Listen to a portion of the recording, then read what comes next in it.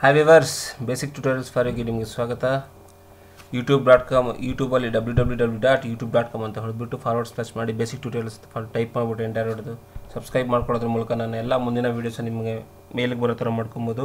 ಅದೇ ರೀತಿ ನೀವು ನನ್ನ ಬೇಸಿಕ್ ಟ್ಯೂಟೋರಿಯಲ್ಸ್ .com ಅಲ್ಲಿ ಎಕ್ಸೆಲ್ ಇನ್ ಕನ್ನಡ, ಎಕ್ಸೆಲನ್ನು ಕನ್ನಡದಲ್ಲಿ ಎಕ್ಸೆಲ್ಲು ಮತ್ತು HTML ಮತ್ತು PHP ಸಹ ಟ್ಯೂಟೋರಿಯಲ್ಸ್ ಇದೆ. ನೀವು ಅಲ್ಲಿ ಸಹ ಅದನ್ನು ನೋಡೋದ್ರ ಮೂಲಕ ಅದನ್ನು ನೀವು ತಿಳ್ಕೊಬೋದು. ಮತ್ತು ಯಾವುದೇ ಕಾರಣಕ್ಕೂ ದಯವಿಟ್ಟು ಮರಿಬೇಡಿ, ಸಬ್ಸ್ಕ್ರೈಬ್ ಮಾಡ್ಕೊಳ್ಳಿ ಮತ್ತು ನಿಮ್ಮ ಫ್ರೆಂಡ್ಸ್ಗೂ ತಿಳಿಸ್ಕೊಡಿ, ಶೇರ್ ಮಾಡಿ, ಲೈಕ್ ಮಾಡಿ ಮತ್ತು ಸಬ್ಸ್ಕ್ರೈಬ್ ಮಾಡ್ಕೊಳ್ಳಿ. ಓಕೆ ವಿವರ್ಸ್, ಇವತ್ತು ನಾನು ನಿಮಗೆ ಯಾವ ರೀತಿ ವೆಬ್ಸೈಟ್ನ ಬ್ಲಾಕ್ ಮಾಡೋದು ಅನ್ನೋದ್ರ ಬಗ್ಗೆ ಹೇಳ್ಕೊಡ್ತೀನಿ.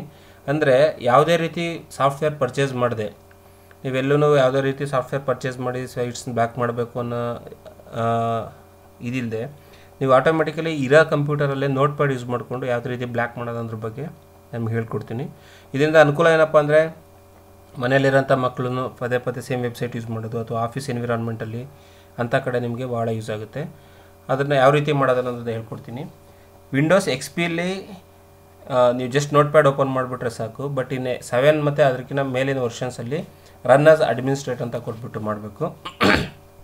ಯಾವ ರೀತಿಯಪ್ಪ ಅಂದರೆ, ನೋಟ್ ಪ್ಯಾಡ್ ಟೈಪ್ ಮಾಡಿ, ನೋಟ್ ಪ್ಯಾಡ್ ಅಂತ ಅದನ್ನು ರೈಟ್ ಕ್ಲಿಕ್ ಮಾಡಿ, ರನ್ ಆಸ್ ಅಡ್ಮಿನಿಸ್ಟ್ರೇಟರ್ ಅಂತ ಕೊಡಿ.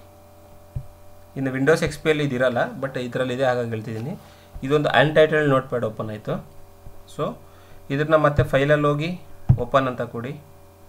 ಸಿ ಡ್ರೈವಿಗೆ ಬನ್ನಿ, ವಿಂಡೋಸ್ಗೆ ಬನ್ನಿ, ಸಿಸ್ಟಮ್ 32ಗೆ ಬನ್ನಿ.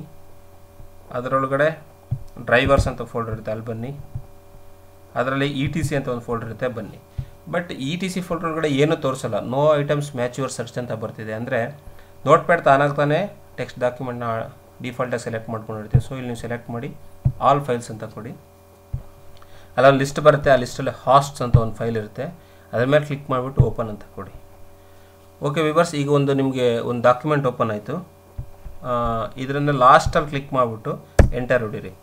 ನೀವು ಇಲ್ಲಿ ಯಾವುದೇ ಪ್ರೋಗ್ರಾಮಿಂಗು ಅಥವಾ ಏನೋ ಅಡಿಷ್ನಲಿ ಬರೆಯೋ ಅವಶ್ಯಕತೆ ಇರಲ್ಲ. ಜಸ್ಟ್ ನೀವು ಮೇಲಿರೋ IP ಬರೀರಿ, 127.0.0.1 ಅಂತ 2 ಟ್ಯಾಬ್ ಸ್ಪೇಸ್ ಕೊಡಿ. ನೀವು ಯಾವ ವೆಬ್ಸೈಟ್ನ ಬ್ಲಾಕ್ ಮಾಡಬೇಕು ಅಂದ್ಕೊಂಡಿದ್ದೀರಾ ಅದನ್ನು ಇಲ್ಲಿ ಟೈಪ್ ಮಾಡಬೇಕು. For example yahoo.com, www.yahoo.com open ಆಗ್ತಿದ್ದೇನೆ. ಈಗ ಜಸ್ಟ್ ನಾನು ಸ್ಯಾಂಪಲ್ಗೆ ಹೇಳ್ತಿದ್ದೀನಿ. ಯಾವ ವೆಬ್ಸೈಟ್ ಬೇಕಾದರೆ ನೀವು ಅದನ್ನು ಬ್ಲಾಕ್ ಮಾಡೋ ಥರ ಮಾಡ್ಕೊಬೋದು. ಇಲ್ಲ ಆ ವೆಬ್ಸೈಟ್ನ ಟೈಪ್ ಮಾಡಬೇಕು, www.yahoo.com. ಸೇವ್ ಮಾಡಿ, ಕಂಟ್ರೋಲ್ S ಆದರೂ ಮಾಡಿ ಅಥವಾ ಸೇವ್ ಅಂತ ಕೊಡಿ. ಈಗ ರಿಫ್ರೆಶ್ ಮಾಡಿ, ಈಗ ಟೈಪ್ ಮಾಡಿ www.yahoo.com. ನೋಡಿ, computer the site can not be reached, www.yahoo.com refuse to connect ಅಂತ ಬರ್ತಿದೆ. ಅಂದರೆ ಈಗ ನಾನು ಅದೇ ಬೇರೆ ವೆಬ್ಸೈಟ್ ಓಪನ್ ಮಾಡ್ತೀನಿ, ಫೇಸ್ಬುಕ್ ಅಥವಾ ಬೇರೆ ಯಾವುದಾದ್ರೂ ಓಪನ್ ಆಗ್ತಿದೆ. ಬಟ್ yahoo.com ಮಾತ್ರ ನೀವು ರಿಫ್ರೆಶ್ ಕೊಟ್ಟರು ಓಪನ್ ಆಗೋಲ್ಲ. ಅಂದರೆ ಇದರ ಅರ್ಥ ಈ IPಲಿ ಈ ವೆಬ್ಸೈಟ್ನ ಬ್ರೌಸರು ರೆಫ್ಯೂಸ್ ಮಾಡ್ತಿದೆ, ಬ್ಲಾಕ್ ಮಾಡ್ತಿದೆ. ಅಂದರೆ ಇದನ್ನು ಓಪನ್ ಮಾಡೋಕ್ಕಾಗಲ್ಲ ಅಂತ. ಸೊ ಈ ರೀತಿ ಯೂಸ್ ಮಾಡೋದ್ರಿಂದ ನೀವು ವೆಬ್ಸೈಟ್ನ ಓಪನ್ ಮಾಡದೆ ಸಹ ಮಾಡ್ಬೋದು. ನಿಮ್ಗೆ ಇದನ್ನು ಮತ್ತೆ ಓಪನ್ ಮಾಡಬೇಕಂದ್ರೆ ಸೇಮ್ ಅದೇ ಫೈಲ್ನ ಅಲ್ಲೇ ಹೋಗಿ ಅದೇ ರೀತಿ ಓಪನ್ ಮಾಡಿ, ಈ ಲೈನ್ನ ಡಿಲೀಟ್ ಮಾಡಬೇಕು, ಸೇವ್ ಕೊಡಿ, ಕ್ಲೋಸ್ ಮಾಡಿ, ರಿಫ್ರೆಶ್ ಮಾಡಿ, ಓಪನ್ ಆಯ್ತು yahoo.com. ಸೊ ವಿವರ್ಸ್, ಇದರಿಂದ ನಿಮಗೆ ಯಾವುದೇ ರೀತಿಯ ಅನ್ವಾಂಟೆಡ್ ವೆಬ್ಸೈಟ್ಸ್ನ ಮಕ್ಕಳು ಯೂಸ್ ಮಾಡೋದು ಅಥವಾ ಆಫೀಸ್ ಎನ್ವಿರಾನ್ಮೆಂಟಲ್ಲಿ ಯೂಸ್ ಮಾಡೋದನ್ನು ಬ್ಲಾಕ್ ಮಾಡೋದಕ್ಕೆ ತುಂಬಾ ಸಹಾಯ ಆಗುತ್ತೆ. ಸೊ ಈ ರೀತಿ ಮಾಡೋದ್ರಿಂದ ನೀವು ಯಾವುದೇ ರೀತಿ ಅಡಿಷ್ನಲ್ ಸಾಫ್ಟ್ವೇರ್ನ ಪರ್ಚೇಸ್ ಮಾಡೋ ಅವಶ್ಯಕತೆ ನಿಮಗೆ ಬರೋದಿಲ್ಲ. ಸೊ ವಿವರ್ಸ್, ದಯವಿಟ್ಟು ನನ್ನ ಚಾನಲ್ನ ಸಬ್ಸ್ಕ್ರೈಬ್ ಮಾಡೋದು ಮರಿಬೇಡಿ. ನಿಮ್ಮ ಫ್ರೆಂಡ್ಸ್ಗೂ ಸಹ ತಿಳಿಸ್ಕೊಡಿ, ಶೇರ್ ಮಾಡಿ. ನಿಮ್ಮದು ಅನಿಸಿಕೆ ಅಥವಾ ಏನೇ ಕಾಮೆಂಟ್ಸ್ ಇದ್ದರೂ ದಯವಿಟ್ಟು ಕಾಮೆಂಟ್ ಮೂಲಕ ನಮಗೆ ತಿಳಿಸ್ಕೊಡಿ. Thank you for watching and keep watching my channel.